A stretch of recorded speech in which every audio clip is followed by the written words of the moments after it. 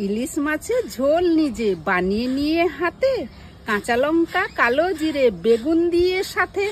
খুবই সুস্বাদু ইলিশ মাছের ঝোল। প্রথমে ইলিশ মাছগুলো বেছে কেটে ধুয়ে নেব ভালো করে। এবার ইলিশ মাছে নুন হলুদ মাখিয়ে নেব। বেগুন কয়েক কেটে নেব। আঁচ জ্বালিয়ে আলুগুলো নুন হলুদ দিয়ে ভেজে নেব।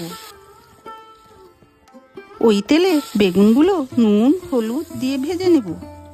এবার মাছগুলোও ভেজে নেব। মাছ ভাজাগুলো এবার তুলে নেব। ওই তেলে কালো জিরে ফোড়ন, কাঁচা লঙ্কা ফোড়ন দিয়ে দেব। এবার পরিমাণ মতো জল দিয়ে দেব। হলুদ নুন দিয়ে দেব। আলু ভাজাগুলো দিয়ে দেব। এবার ভাজা মাছ এবং বেগুন ভাজা দিয়ে দেব। ঢাকা দিয়ে 10 মিনিট ফোটালেই রেডি ইলিশ মাছের ঝোল। গরম ভাত আর এই ইলিশ মাছের ঝোল যদি থাকে এই পাতে, বাঙালিদের তৃপ্তি ভরে খাওয়া অনায়াসেই হয়ে যাবে। দারুণ।